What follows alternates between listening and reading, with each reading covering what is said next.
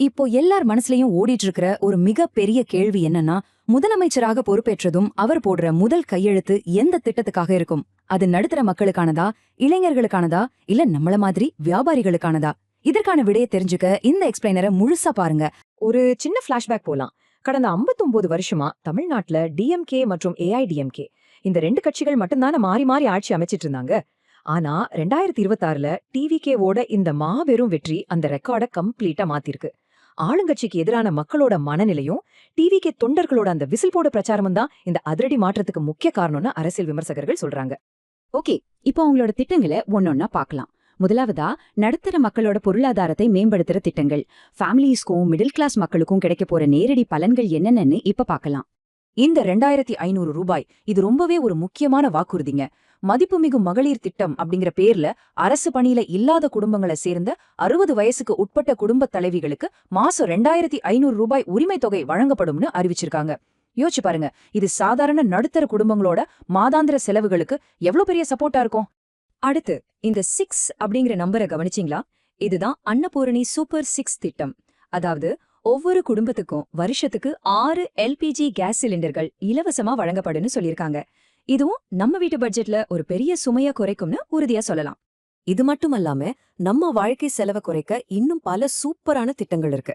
அதாவது ஒவ்வொரு வீட்டுக்கும் 200 யூனிட் இலவச மின்சாரம், ஏழை பெண்களோட கல்யாணத்துக்கு 8 கிராம் தங்கமும் பட்டுப்புடவையும், குடும்பத்துக்கு 25 லட்சம் ரூபாய் மதிப்புள்ள மெடிக்கல் இன்சூரன்ஸ், அப்புறம் குழந்தைங்க ஸ்கூல்ல இருந்து பாதியில நிக்கிறத தடுக்க வருஷத்துக்கு 15,000 ரூபாய் கல்வி உதவி தொகைன்னு நிறையவே சலுகைகளை அள்ளி வழங்கிருக்காங்க. அடுத்து நாம பார்க்க போறது இளைஞர்கள், கல்வி, அப்புறம் டெக்னாலஜி நிர்வாகம் பத்தி. நாளைய தலைமுறைக்காக அவங்க வச்சிருக்க அந்த 10 அம்ச திட்டங்களை இப்ப பார்க்கலாம். இந்த 20 லட்சம் ரூபாய் எதுக்கு குறிக்குதுன்னு கெஸ் பண்ண முடியுதா? இதுதாங்க கல்வி உத்தரவாத திட்டம்.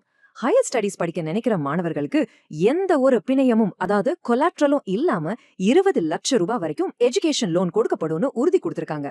காசு இல்லைங்கிற ஒரே காரணத்துக்காக எந்த ஒரு ஸ்டூடெண்ட்டும் படிப்பை விட்டுறக்கூடாதுங்கிறது தான் இதோட மெயின் ஃபோக்கஸ். நம்ம சேனல் யூடியூப்ல மட்டும் இல்லாம Instagram, Telegram, Threads, WhatsApp, Facebook, லிங்க்டின்னு மற்ற சோஷியல் மீடியா பிளாட்ஃபார்ம்லையுமே நிறைய கண்டென்ட்ஸ் போட்டுட்டு இருக்கோம். உங்களுக்கு தேவையான கண்டென்ட், இன்ட்ரெஸ்டிங்கான கண்டென்ட், எங்கேஜிங்கான கண்டென்ட் போட்டுட்டு இருக்கோம். ஸோ அங்கெல்லாம் நீங்க இன்னும் நம்மளை ஃபாலோ பண்ணல அப்படின்னா மறக்காம ஃபாலோ பண்ணிக்கோங்க. வீடியோ டிஸ்கிரிப்ஷன்ல நான் எல்லா சோஷியல் மீடியா அக்கௌண்ட்ஸோட லிங்க்குமே நான் கொடுத்துருக்கேன். அங்கேயும் நம்மளை ஃபாலோ பண்ணி சப்போர்ட் பண்ணுங்க.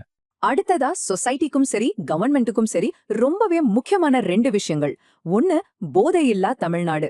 இதுக்காக ரொம்ப ஸ்ட்ரிக்டான சட்டங்களும் விழிப்புணர்வு அமைப்புகளும் கொண்டு வர போறாங்க. 2வது, கவர்மெண்ட் வேலை வாய்ப்புகள்ல ஒரு டிரான்ஸ்பரன்சி, அதாவது முழுமையான வெளிப்படைத்தன்மையை கொண்டு வர்றதுக்காக அரசு பணி நியமனங்கள் எல்லாமே கரெக்டா 365 நாட்களுக்குள்ள முடிக்கப்படும்னு ஒரு டெட்லைன் ஃபிக்ஸ் பண்ணிருக்காங்க. இது நிஜமாவே ஒரு பெரிய விஷயம்தாங்க. வேலை தேடுற இளைஞர்களுக்கான ஒரு பினான்சியல் பேக்கப் இங்க இருக்கு, அத பாப்போம். வேலை தேடுற பட்டதாரிகளுக்கு மாசம் 4,000 ரூபாயும், டிப்ளமோ முடிச்சவங்களுக்கு 2,500 ரூபாயும் ஸ்டைஃபண்டா கொடுக்க போறாங்க. அது மட்டும் இல்லாம வருஷத்துக்கு 5 லட்சம் பேருக்கு இன்டர்ன்ஷிப், அதுல டிகிரி முடிச்சவங்களுக்கு 10,000 ரூபாயும், டிப்ளமோ முடிச்சவங்களுக்கு 8,000 ரூபாயும் வழங்கப்படும் சொல்லிருக்காங்க. சம்மல்ல? இது கொஞ்சம் ஃபியூச்சரிஸ்டிக்கான ஒரு மூவ். இந்தியாவிலே முதல் முறையா செயற்கை நுண்ணறிவு அமைச்சகம், அதாவது மினிஸ்ட்ரி ஆஃப் ஏஐ நம்ம தமிழ்நாட்டுல உருவாக்கப்படும் சொல்லிருக்காங்க.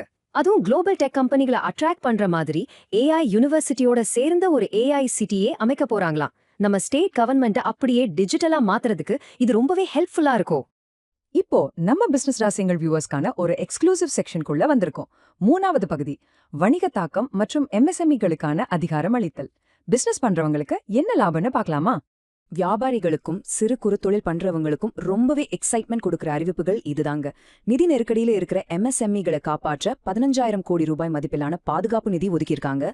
அப்புறம் தொழில் வளர்ச்சியை ரொம்பவே பாதிக்கிற அந்த பீகார் கரண்ட் பில் கேன்சல், அடுத்த 5 வருஷத்துக்கு 100% எலக்ட்ரிசிட்டி டாக்ஸ் எக்ஸம்ஷன், கம்பெனியை மாடர்னைஸ் பண்ண 35% கேபிட்டல் சப்சிடின்னு பல பிரம்மாண்டமான சலுகைகளை அறிவிச்சிருக்காங்க. இந்த தமிழ் வேலைவாய்ப்பு கடன் முறை எப்படி ஒர்க் ஆகுதுன்னு கொஞ்சம் கவனிங்க. பிரைவேட் கம்பெனிஸ் அவங்க வேலைக்கு எடுக்கிறவங்கள 75% பேரை லோக்கல் மக்களா, அதாவது நம்ம தமிழ்நாட்டை சேர்ந்தவங்களா எடுத்தாங்கன்னா அந்த கம்பெனிகளுக்கு 2% எஸ்ஜிஎஸ்டி மானியமும் 5% மின் கட்டண மானியமும் கிடைக்கும். இது நம்ம மக்களுக்கு வேலையும் கொடுக்கும், கம்பெனிகளுக்கும் லாபமா இருக்கும். ரொம்ப ஸ்மார்ட்டான மூவ்ல. இதெல்லாம் கேட்கும்போது உங்களுக்கு ஒரு சந்தேகம் வரலாம், இவ்ளோ ஃப்ரீயா ஸ்கீம்ஸ் கொடுத்தா ஸ்டேட்டோட இண்டஸ்ட்ரியல் growth பாதிக்காதான்னு. இதுக்கு ஜியோஜித் இன்வெஸ்ட்மெண்ட்ஸ் சேர்ந்த எக்ஸ்பர்ட் வி.கே. விஜயகுமார் ஒரு தெளிவான பதில சொல்றாரு. தமிழ்நாடு ஒரு ஸ்ட்ராங்கான இண்டஸ்ட்ரியல் பேஸ் கொண்ட மாநிலம். எந்த ஒரு கட்சியாலையும் இத புறக்கணிச்சிட்டு ஆட்சி பண்ணவே முடியாதுன்னு அவர் சொல்றாரு. இது ரொம்பவே நியூட்ரலான ஆழமான ஒரு பாயிண்ட் ஆஃப் வியூ. பொருளாதார ரீதியா பாத்தீங்கன்னா மார்க்கெட்ல 2 விதமான ஒப்பீனியன்ஸ் இருக்கு. ஒரு பக்கம் இந்த மாதிரி இலவச திட்டங்களால மாநிலத்தோட கடன் சுமை அதிகமாயிடுமோங்கிற ஒரு எச்சரிக்கை உணர்வு இருக்கு. இன்னொரு பக்கம் 2036க்குள்ள தமிழ்நாட்டை $1.5 ட்ரில்லியன் எக்கானமியா மாத்துமோன்னு டிவிகேவோட ஒரு பிரம்மாண்டமான டார்கெட் இருக்கு. இந்த ரெண்டுக்கும் நடுவுல அவங்க எப்படி பேலன்ஸ் பண்ண போறாங்கங்கிறது தான் இப்போதைக்கு மிகப்பெரிய சவால். ஓகே, இப்போ நாம கிளைமாக்ஸுக்கு வந்துட்டோம். பகுதி 4, முதலமைச்சர் விஜயின் முதல் கையெழுத்து. அந்த வரலாற்று சிறப்புமிக்க முதல் கையெழுத்து எந்த ஃபைல்ல இருக்க போகுது? அவர் உடனே எடுக்கக்கூடிய 3 சாத்தியமான முடிவுகள் இதுவாத்தான் இருக்கும்னு எதிர்பார்க்கப்படுது. நம்பர் 1, குடும்ப தலைவிகளுக்கான 2500 ரூபாய் உரிமை தொகை. நம்பர் 2, MSME-களுக்கான பீக் அவர் மின் கட்டணம் ரத்து. நம்பர் 3, போதையில்லா தமிழ்நாட்டை உருவாக்குறதுக்கான ஒரு ஸ்பெஷல் டாஸ்க் ஃபோர்ஸை அமைக்கிறது. இந்த 3ல 1 தான் அவரோட முதல் கையெழுத்தா இருக்க அதிக வாய்ப்பு இருக்கு.